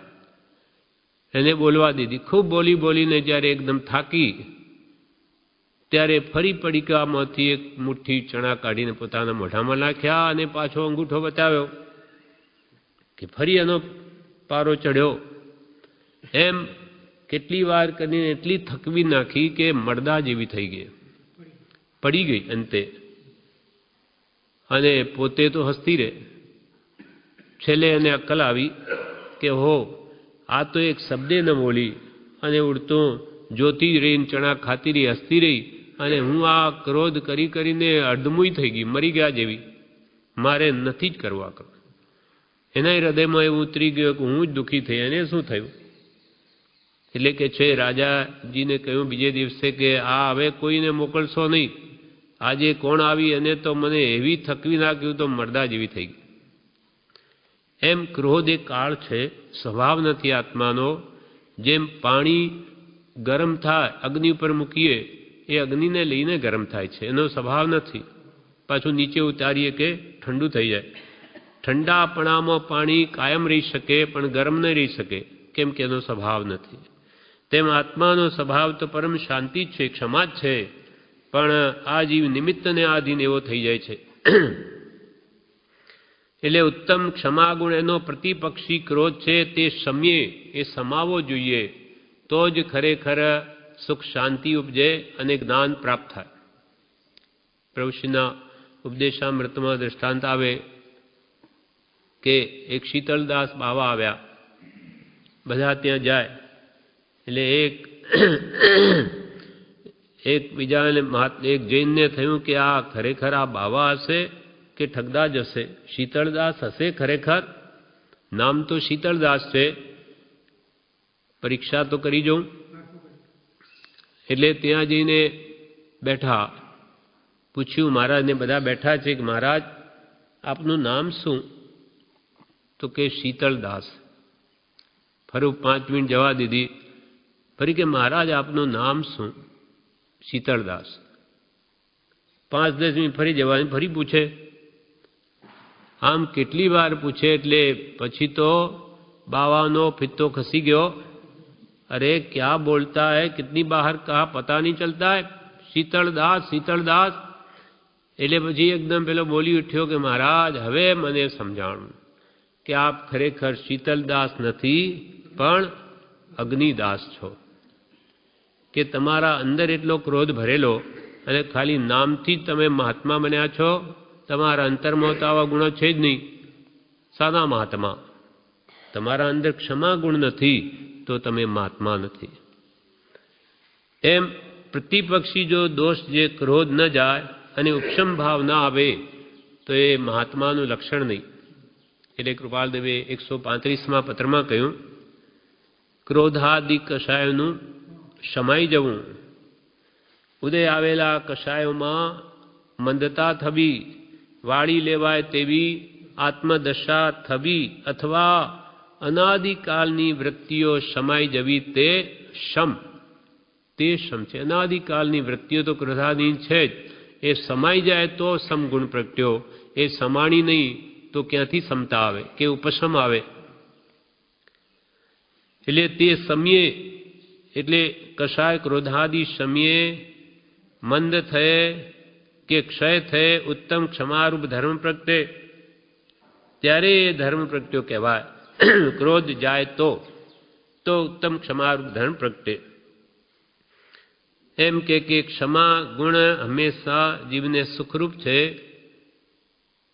વર્તમાનમાં પણ એને સુખ શાંતિ આપે અને એના ફળમાં ભવો ભવે સુખી થાય. અને એનો વિપરીત ક્રોધ કરે તો વર્તમાનમાં પણ દુઃખી થાય અને એના ફળમાં ભવો ભવ દુઃખી થાય. પછી બીજો ગુણ 10 લક્ષણ માનો ઉત્તમ માર્દવ ગુણ, મૃદુતા, નમ્રતા, કોમળતા, વિનય, લઘુતા, એ બધા એક વાચી પર્યાયવાચી શબ્દ છે. ઉત્તમ માર્દવ ગુણ, મૃદુતા, નમ્રપણું, વિનય એ ધર્મ, તેનો પ્રતિપક્ષી દોષ માન છે. માર્દવ જે ગુણ છે, વિનય ગુણ, તેનો પ્રતિપક્ષી દોષ માન છે. માન એટલે મોટાઈ, હા, આપ વડાઈ. આપ વડાઈ કોણ કરે? જેમાં માન હોય તે. એ આપ વડાઈ કરે ને પાર કી નિંદા કરે, પરની નિંદા કરે. પરની નિંદા કોણ કરે? કે હું મોટો છું, મારામાં તો બધું જ સારું છે, હું સમજુ છું, ડાયો છું, હોશિયાર છું, અને આ બરોબર નથી બીજા, એટલે એની નિંદા કરે. આપ વડાઈ એ માનનો જ બીજો ભાઈ છે. એટલે એ ઉદયરત્નજીએ એ જ વાત કરી આમાં, વિનય વડો સંસારમાં ગુણમાં છે અધિકારી રે, માને ગુણ જાય ગળી પ્રાણી જો વિચારી રે જીવ માનન કીજીએ, માને વિનયન આવે રે, વિનય વિના વિદ્યા નહીં તો કિમ સમકિત પાવે રે જીવ માનન કીજીએ, રે જી માન ન કીજીએ. કેમ કે માને વિનય ન આવે, અને વિનય ન આવે તો સમ્યક વિદ્યા પ્રાપ્ત ન થાય. વિનય વિના વિદ્યા નહીં તો કિમ સમકિત પાવે. સમ્યક જ્ઞાન વગર સમ્યક દર્શન ક્યાંથી આવે? કારણરૂપ સમ્યક જ્ઞાન. મૂળ માર્ગમાં પહેલું કહ્યું તેમ નાની ગુરુ દ્વારા છે દયાથી ભિન્ન આત્મા વગેરે ન જાણે તો શાની શ્રદ્ધા કરે? એટલે કારણરૂપ સમ્યક જ્ઞાનમાં પણ વિનય તો જોઈએ જ. વિનય વિના તો વિદ્યા જ નથી. વિનય વડે તત્વની સિદ્ધિ છે. એમ અહીંયા કહ્યું ઉત્તમ માર્દવ ગુણ નમ્રતા વિનયરૂપ ધર્મ તેનો પ્રતિપક્ષી દોષ માન છે. તે શમ્યે મંદ થયે કે ક્ષય થયે ઉત્તમ વિનયરૂપ ધર્મ પ્રગટે. એટલે કૃપાલ કે જગતમાં માન ન હોત તો અહીં જ મોક્ષ હોત. માનાદિ શત્રુ મહા નિજ છંદે ન મરાય જાતા સદગુરુ શરણમાં અલ્પ પ્રયાસે જાય. રાવણ કે બાહુબલી, ભલે બાહુબલીજીનું માન તો સંજ્વલન માન હતું, સૂક્ષ્મ છતાં કેવળ જ્ઞાન ન થવા દીધું, અટકી રાખ્યું, રોકી રાખ્યું. રાવણે અભિમાન કર્યું મારા જેવો કોણ, રામ શું છે, આ માણસ જાત શું કરવાની હતી મને? તો એ અહંકાર મૃત્યુનું કારણ થયું. દુર્યોધન પણ એમ ગર્વે કરીને અંતે સવી હાર્યો. એમ મોટાઈ પોતાને માટે હું સમજુ ડાયો, પણ જ્ઞાનીઓ કે તારા અંદર તો હજુ એક અંશ પણ જ્ઞાન ભગવાન પાસે જેનો એક અસંખ્યાતનો ભાગ પણ તારા પર નથી આવ્યો. ગમે એટલું બોલતા આવડતું હોય, ભગવાનનું અનંત જ્ઞાન છે, અનંત જ્ઞાન. ભગવાન આ જગતમાં રહેલા સર્વ દ્રવ્યો એના અનંત ગુણો છે અને એના અનંત પર્યાય ત્રણેય કાળમાં જે પ્રત્યેક દ્રવ્યના થઈ રહ્યા એ બધું ભગવાન એક સમયમાં જાણે. તું શું જાણે? પાછળ શું છે એ ખબર નથી. અને ખોટો મિથ્યા અહંકાર કરે. સમ્યક દર્શન વગર ખરેખર કોઈ ગુણ જ પ્રગટતો નથી, તો અભિમાન શાનું? એમ અને પાપ મૂળ અભિમાન. અભિમાન આવ્યું કે બધા ગુણો નષ્ટ થઈ જાય છે. એટલે હું કંઈ જાણતો નથી એ પ્રથમ વિચારવાળો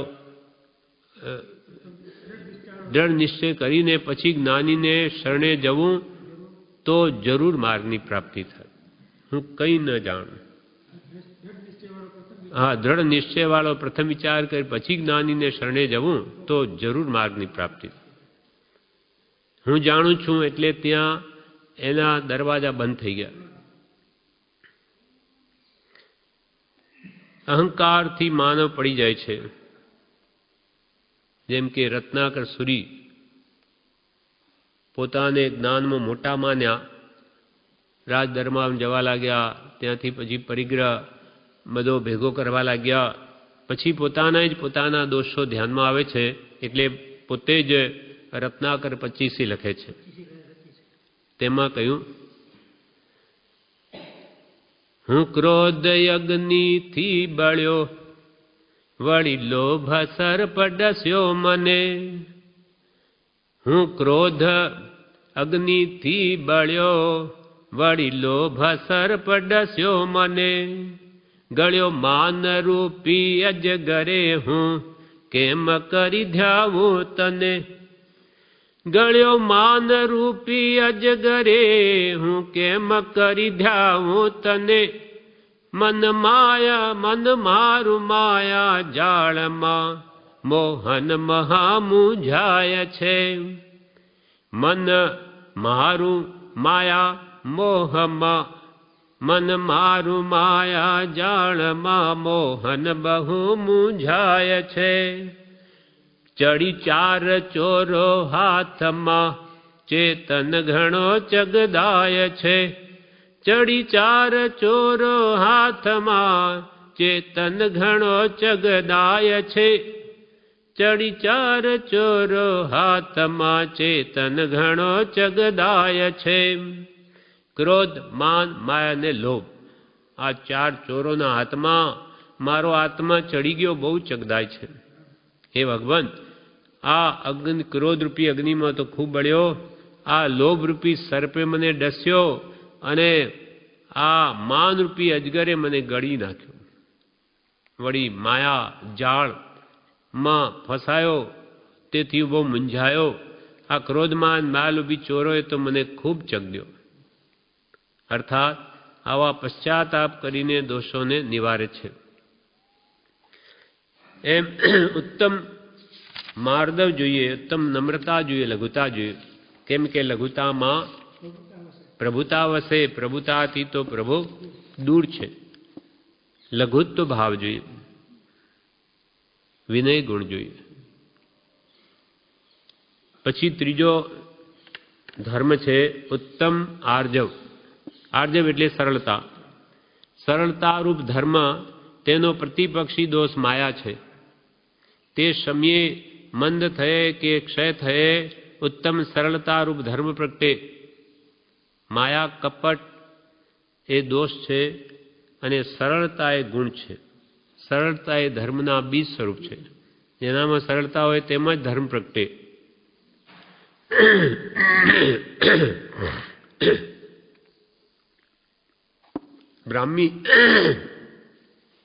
બ્રાહ્મી અને સુંદરી ભગવાન ઋષભદેવની પુત્રીઓ. પહેલા તો પુરુષ વેદ જ હતો. ચારે બધા એક સાથે, ભરત, બાહુબલી, બ્રાહ્મી, સુંદરી બધે પુરુષો હતા. સાથે સંબંધ ચાલ્યો આવે.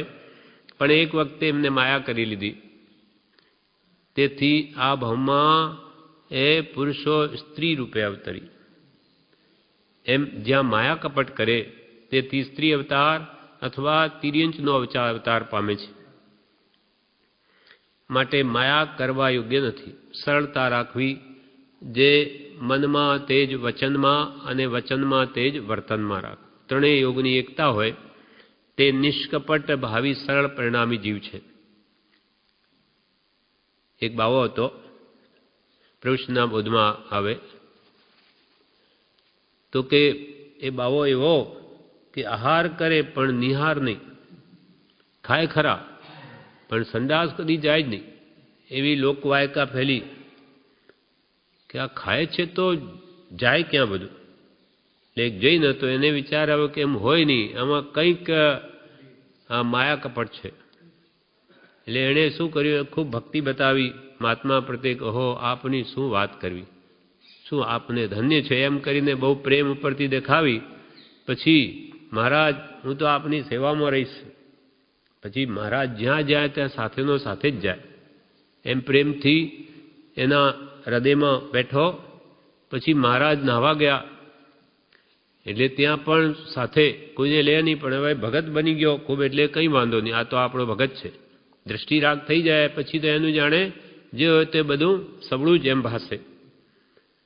એટલે ત્યાં જઈને જ્યારે મહારાજે અંદર ડૂબકી મારી ત્યાં નાહવા, એ શું કરે, તળાવમાં નદીમાં ના એટલે ત્યાં અંદર સંડાસ કરી લે. પછી લોકો જાણે કે એ તો હા નિહાર કરતા જ નથી, પાણીની અંદર જ ડૂબકી મારીને અંદર. એટલે પેલી લીંડી તરી આવી. એટલે પેલો બોલી ઉઠ્યો જૈન હતો એ કે મહારાજ બહાર નીકળો, આ લીંડી તરી આવી. તમે કોઈ નિહાર નહીં, પણ આ તો આવ્યું બહાર. એમ આ જીવ આવા માયા કપટ કરે. ઉપરથી મહાત્મા બતાવે અને અંદરમાં બધું જ ચાલતું હોય. એને ભવનો ડર નથી. ભગવાનની આજ્ઞા ઉપર પગ મૂકે. આ તો બાવો છે, એને શું આ બધા મિથ્યા દ્રષ્ટિઓ. પણ જૈન ધર્મમાં પણ કહેવાતા ગુરુઓ, સાધુઓમાં પણ આવા દોષો આવી જાય છે કઈ જાતના. પણ એમને કોઈ ભગવાનની આજ્ઞાનો ડર નથી કે અમારી શું દશા થશે.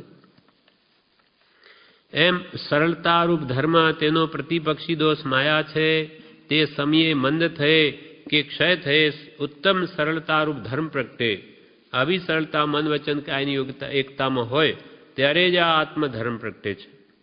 માયા કપટીને ધર્મ ન પ્રગટે. હવે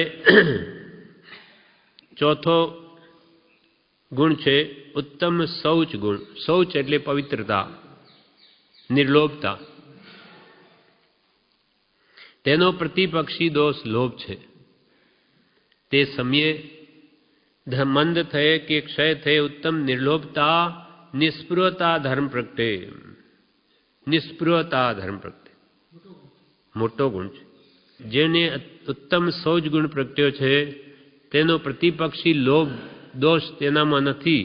એ સમયે મંદ થયે ક્ષય થયે જ ખરેખર ઉત્તમ નિર્લોભતા અથવા નિસ્પૃહતા રૂપ ધર્મ પ્રગટે છે. હવે પાંચમો ઉત્તમ સત્ય ગુણ. સત્ય એ આત્માનો સ્વભાવ છે. તેનો પ્રતિપક્ષી દોષ મિથ્યાત્વ છે. અસત્ય રૂપ થયેલ છે આપણો જે મૂળ સ્વભાવ તે મિથ્યા રૂપ થઈ ગયેલો છે.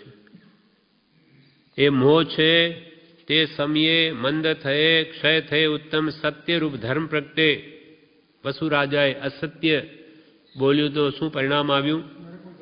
7મી નરકમાં ગયો. કેમ કે પોતે જાણે સિંહાસન પદ્ધર બેસે આમ લોકો જુએ અને એક એ વાત સત્ય માને, પણ એને ભયંકર હિંસા પ્રવર્તાવી જૂઠ બોલીને માટે 7મી નરકમાં ગયો.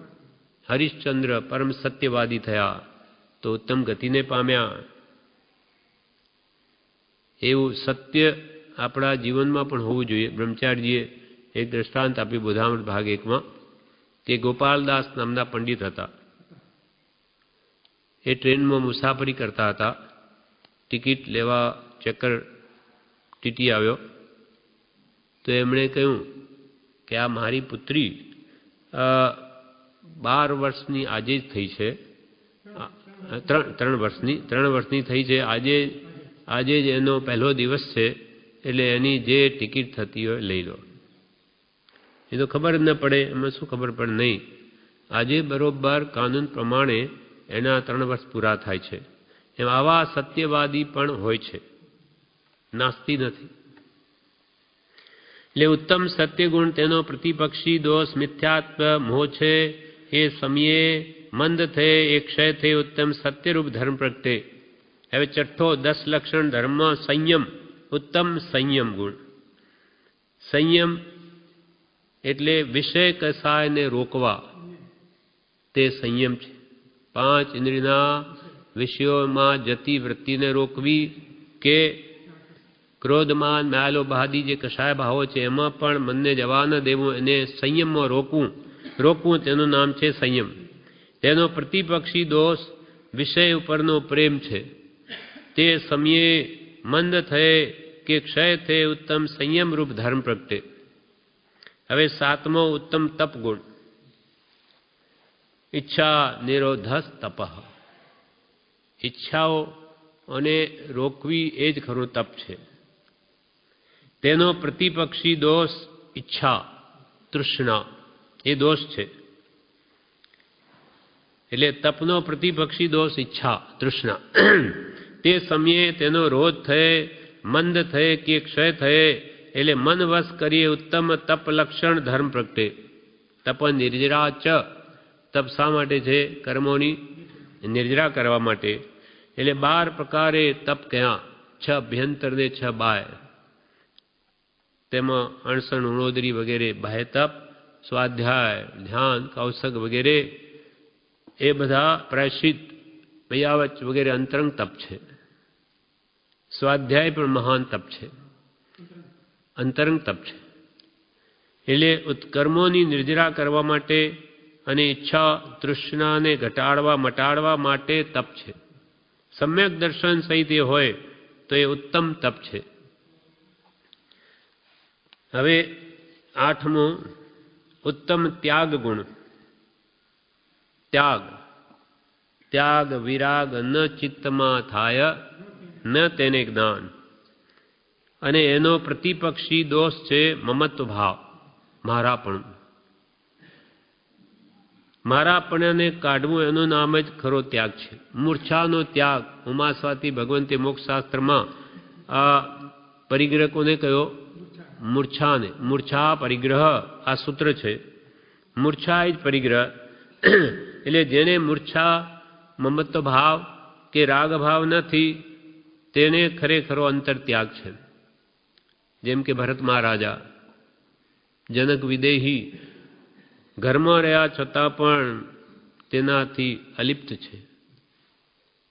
અથવા નમી રાજર્ષિ જ્યારે ઘર છોડી દીક્ષા લેવાનો ભાવ થયો ત્યારે એમની પરીક્ષા કરવા ઇન્દ્રે આખી મિથિલા બળતી દેખાડી અને કે આ બધું તમારું અંતપુર બળે, એને ઠીક કરીને તમે દીક્ષા લો, આમ બધાને દુઃખી. તો કે મારું કંઈ બળતું જ નથી, મારું કંઈ છે જ નહીં, એક આત્મા સિવાય મારું કંઈ છે જ નહીં. એટલે અંતરંગ ત્યાગ જેને આવ્યો, મૂર્છા કોઈ પદાર્થમાં નથી, એ જ ઉત્તમ ત્યાગ ગુણ છે. તેનો પ્રતિપક્ષી દોષ મમત્વ, મૂર્છા, રાગભાવ છે તે સમયે ઉપશમ પામીએ કે મંદ થયે કે ક્ષય થયે ઉત્તમ ત્યાગ ધર્મ લક્ષણ ઉત્તમ ત્યાગ લક્ષણ ધર્મ પ્રગટે છે. 9મું ઉત્તમ આકિંચન્ય ગુણ. આકિંચન્ય એટલે સર્વસંગ પરિત્યાગ, આ જગતમાં કિંચિત પણ મારું નથી. તેનો પ્રતિપક્ષી દોષ પરિગ્રહ છે. તેનો નિયમ કરવાથી, ઘટાડવાથી કે સંપૂર્ણપણે પ્રતિજ્ઞાપૂર્વક સર્વસંગ તજવાથી, નિષ્ફળતા રાખવાથી આકિંચન્ય કે ઉત્તમ લઘુતા લક્ષણ ધર્મ પ્રગટે છે. પરિગ્રહ ને ઘટાડવો કે મટાડવો કે સંપૂર્ણપણે એને દૂર કરીને સર્વસંગ પરિત્યાગી થવું અને અંતરથી એમાં રહેલું મારાપણું કાઢવું, તે ઉત્તમ આકિંચન્ય ધર્મ છે. નિષ્ફળતા. ગસુકુમારે બધું છોડી દીક્ષા ગ્રહણ કરી અને ભગવંતની આજ્ઞાથી ધ્યાનમાં જઈને ઉભા રહી ગયા શમશાનમાં. ઉત્તમ આકિંચન્ય ધર્મ પ્રગટ્યો. પછી 10મો 10 લક્ષણ ધર્મમાં ગુણ છે ઉત્તમ બ્રહ્મચર્ય ગુણ. તેનો પ્રતિપક્ષી દોષ કામ વિકાર, તેના કારણોનો નિમિત્તોનો નિયમ કરવાથી, એક દેશે તજવાથી કે તે વિકારનો સંપૂર્ણ ક્ષય થયે ઉત્તમ બ્રહ્મચર્ય રૂપ ધર્મ પ્રગટે છે. બ્રહ્મ આત્મા, ચર્ય એટલે ચર્યા, આત્મામાં રમણતા, એ નિશ્ચય બ્રહ્મચર્ય. અને એના માટે બાહ્ય બ્રહ્મચર્ય આવશ્યક છે, ઉપકારી છે અથવા સહાયક છે. પાત્ર વિના વસ્તુ ન રહે, પાત્રે આત્મિક જ્ઞાન પાત્ર થવા સેવો સદા સદા હંમેશા. બ્રહ્મચર્ય મતિમાન. હે મતિમાન, હે બુદ્ધિમાનો, તમારી જાતને કે બુદ્ધિમાન માનતા હોય તો તમે આત્મજ્ઞાન પ્રાપ્ત કરવાની ભૂમિકા પ્રાપ્ત કરવા હંમેશા બ્રહ્મચર્યનું પાલન કરો. બાહ્ય બ્રહ્મચર્ય, અંતરંગ બ્રહ્મ રમવા માટે. ઉત્તમ બ્રહ્મચર્ય ગુણ. તેનો પ્રતિપક્ષી દોષ શું? કામ વિકાર. કૃપાલદેવ કહ્યું, સત્સંગ છે તે કામ બાળવાનો બળવાન ઉપાય છે. યોગ્યતા માટે બ્રહ્મચર્ય મોટું સાધન છે, પણ અસત્સંગ એ મોટું વિઘ્ન છે. કૃપાલદેવના વાક્યો કે બ્રહ્મચર્ય પાળવું એ તો ઘણું જ શ્રેષ્ઠ છે. મનની પવિત્રતા, શુદ્ધિ, આત્મ શાંતિ, આજ ભવમાં સુખ શાંતિ કે સર્વ આરંભ પરિગ્રહ નિર્મૂળ કરવા હોય સાધન પરમ મળે નહીં. બ્રહ્મચર્ય સમ કોઈ સર્વ આરંભ પરિગ્રહથી નિવૃત્ત થવું હોય તો બ્રહ્મચર્ય સમાન કોઈ સાધન નથી, શ્રેષ્ઠ. અને આત્મજ્ઞાન પ્રાપ્ત કરવા માટે બ્રહ્મચર્ય એક મોટું સાધન છે. યોગ્યતા માટે બ્રહ્મચર્ય મોટું સાધન છે, પણ અસત્સંગ એ મોટું વિઘ્ન છે. બ્રહ્મચર્ય પાળવું છે ને સત્સંગ ન કરે તો એ ટકી શકે નહીં. આજે કે કાલે પડવાનો, કેમ કે સત્સંગનો આશ્રય ન કર્યો. સત્સંગ છે તે કામ બાળવાનો બળવાનો ઉપાય છે. અનાદિનો વેદોદય એને સતાવે છે અને સ્પર્શેન્દ્રિયનો મોહ તો અનાદિનો છે, કોઈ કાળે એ દૂર થયો જ નથી. એકેન્દ્રિય તો કોઈ પણ ભમો રહ્યો જ છે દરેક ગતિમાં. કોઈ અનંત કાળમાં એવો યોગ ન આવ્યો કે જ્યારે વેદ રહિત હતો અથવા સ્પર્શેન્દ્રિયથી રહિત હતો. એટલા માટે આ વિષયને જીતતા જોર પડે છે, મુશ્કેલ જણાય છે, પણ મુશ્કેલ વિષયને જીતવાથી લાભ પણ એટલો જ મહાન છે. એક વિષયને જીતતા જીત્યો સહુ સંસાર, નૃપતિ જીતતા જીતીએ દલપુર ને અધિકાર. એક વિષયને જીતતા જીત્યો સૌ સંસાર. તો કે હા, કેમ? તો કે રાજા જીતાય તો એની સેના કરોડોની બધી જીતાઈ ગઈ, એનો વૈભવ, એનો ધન, એનો જે કંઈ પણ બધું જ જીતાઈ ગયું. દલ, પુર ને અધિકાર, એની સત્તા વગેરે બધું હાથમાં આવી ગયું. તેમ એક વિષય જે રાજા જેવો છે એને લઈને આખો સંસાર છે, રમણી નાયક રૂપ, એ ત્યાગ્યું બધું કેવળ શોક સ્વરૂપ. શા માટે ત્યાગવું? કેમ કે આ વિષય એવો છે કે માત્ર જીવને શોકિત જ કરે, પણ જીવ પાલી ન શકે એટલે આખી સંસારની ઉપાધિ મોલ લે છે, બહુ દુઃખી થાય છે. પણ એનો ત્યાગ પણ એને પરમ સુખ આપે આ ભવમાં. તેનો પ્રતિપક્ષી દોષ ઉત્તમ બ્રહ્મચર્ય ગુણ, તેનો પ્રતિપક્ષી દોષ કામિકા, તેના કારણોનો ત્યાગ કરે. આ જે 9 વાડ છે એ બધા દોષો છે, દોષોની રક્ષા માટે 9 વાડ કહી છે. એટલે 9 વાડ જો ન રાખે અને એ દોષો સેવે તો એ અતિચારમાંથી અનાચારમાં જાય. માટે આવા જે વડે વિકૃતિ આવે, ભાવોમાં વિકાર ઉત્પન્ન થાય, તે કારણોથી દૂર રહેવું. તેના કારણોનો નિમિત્તો, પુરુષને સ્ત્રી એ નિમિત્ત છે મોહનું, સ્ત્રીને પુરુષ નિમિત્ત છે મોહનું. એટલે એનાથી તો બિલાડી, ઉંદર જેમ બિલાડીથી કેમ દૂર ભાગે તેમ દૂર જ રહેવું. એકાંત એ બહુ અનિષ્ટ વસ્તુ છે. માતા બહેન સાથે પણ એકાંતમાં જ્યારે જ્ઞાની પુરુષો રહેવાની ના કહે તો બીજાની ક્યાં વાત આવી? પોતાની બહેન હોય, પુત્રી હોય તો પણ એકાંત અનિષ્ટ વસ્તુ છે. ભગવંતોએ એમાં જે કંઈ જોયું છે, માટે એની આજ્ઞા પાલનથી આપણું કલ્યાણ છે. તેના કારણોનો, નિમિત્તોનો નિયમ કરવાથી, એક દેશે તજવાથી સંપૂર્ણ રીતે તો સાધુ ભગવંતો ત્યાગી શકે, પણ સંસારી જીવોની જો શક્તિ ન હોય તો દેશે ત્યાગે. એટલે કે ગ્રસ્ત ધર્મ સ્વીકારે તો એક પત્ની વ્રત હોય કે એક પતિ વ્રત, એકમાં પોતાની વૃત્તિઓને રોકી અને આત્મ સાધના કરે અને તેમાંથી પણ ધીમે ધીમે મુક્ત થાય. કૃપાલ કે સ્વપત્ની પ્રત્યે પણ વિષયાસક્ત ઓછો રહેજે, ત્યાંથી પણ કેમ છૂટે એ ઉપાયમાં રહેજે. કેમ કે રાગ ખાલી કલ્પનાથી ઊભો થયેલો છે. ઉપજે મોહ વિકલ્પથી સમસ્ત આ સંસાર, અંતર્મુખ અવલોકતા વિલય થતા નહીં વાર. એ વિચારી કે હું સામો મોહ કરું છું એમ વિચારીને તે ભાવોથી પાછો હટજે. એટલે એક દેશે તજવાથી કે તે વિકારનો સંપૂર્ણ ક્ષય થયે ઉત્તમ બ્રહ્મચર્ય રૂપ ધર્મ પ્રગટે છે.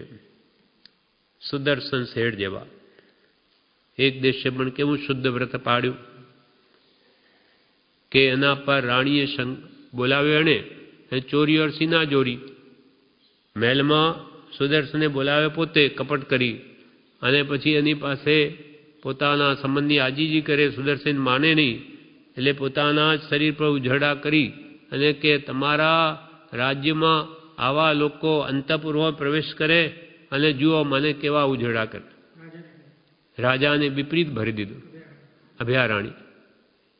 રાજાએ તો તરત જ સૂડીની શિક્ષા સુદર્શન શેઠને સૂડીએ ચઢાવી દો. હા, રાજા તો પણ સુદર્શન શેઠ સમતા ભાવે. હા, એની પત્નીએ જ્યારે જાણ્યું તો કે સુદર્શન શેઠ એવા કદી હોય જ નહીં, કોઈ કાળે ન હોય. એને પછી તરત જ તો ધ્યાનમાં જઈને બેસી ગઈ. લંબા વિસ્તારમાં અંદર કરેલું. કૃપાલદેવે સંક્ષેપમાં કથા આપી મોક્ષમાળાઓ, પણ એને તો આ સાંભળ્યું ત્યારથી ભગવાન આગળ કૌશકમાં બેઠી અને જ્યાં સુધી અવસર નિવારણ નહીં થાય ત્યાં સુધી કૌશક પાડીશ નહીં. ત્યાં કે દેવવાણી થઈ કે તમે ચિંતા કરશોમાં બધું સમ્યક થશે. અને એ જ ભગવાનના શાસન દેવતા વગેરે જ્યાં સૂડી ઉપર એમને ચઢાવ્યા કે સૂડી ફીટી ગઈ અને જળ હલતું સોનાનું સિંહાસન બની તેના પર એ બિરાજમાન થયા. આ શીલનો પ્રભાવ જગતે જાણ્યો. એમ સુદર્શન શેઠ જંબુ સ્વામી જેવાનું શીલ કેવું હતું કે પોતાને આટલી બધી સ્ત્રીઓ સાથે લગ્ન 8 પહેલા જ દિવસે બધાને સમજાવી અને કેવા દ્રઢ હશે કે એમને સમજાવીને એમને પણ દીક્ષા લેવડાવી દીધી. પોતે દીક્ષા લીધી, એમને દીક્ષા લેવડાવી. પહેલાંથી એમણે કહી દીધેલું કે હું દીક્ષા લઈશ. એમને કહી દો એમને દીકરીઓના મા બાપોને. તો મા બાપોએ દીકરીઓને પૂછી કે તો દીક્ષા લેશે કાલે, તો બી નહીં, એ જ પૂર્વનો સંસ્કાર. એટલે અંતે એમણે પણ એની સાથે દીક્ષા લીધી. એના મા બાપોએ લીધી. 500 ચોર બધું આટલું બધું 99 કરોડનું ધન આવેલું એટલે લૂંટવા આવેલા એ પણ રાત્રે જોઈને ચકિત થઈ ગયા કે આવો તો જગતમાં કોઈ જોયો નહીં. અને દેવે પણ એમને સ્તંભિત કરી દીધા, ત્યાંથી કંઈ લઈને જઈ નહીં શક્યા. એટલે એ પણ બધા બુદ્ધ્યા. અને એ જ પ્રભવ ચોર પછી તો જંબુ સ્વામીનો પાટવી થાય છે, પાટવી આચાર્ય થાય છે. આ બધો બ્રહ્મચર્યનો અદ્ભુત પ્રભાવ છે. શીલે સરપન આભડે શીલે શીતલ આગ, શીલે હરી કરી કેસરી ભય જાવે સબ ભાગ. શીલ રતન કે પારખો મીઠા બોલે બેન, સબ જગ સે ઊંચા રહે જો નીચા રાખે નૈન. નૈન નીચા કે ઊંચા કહેવાનો આશય કે અંતરમાં વિકૃતિ ન હોવી જોઈએ, વિકાર ભાવની. એ દ્રષ્ટિએ મા બહેનની દ્રષ્ટિ કેળવીને પરદ્રવ્યેષુ લોષ્ટવત આત્મ સર્વભૂતેષુ ય પશ્યતિ સ પશ્યતિ.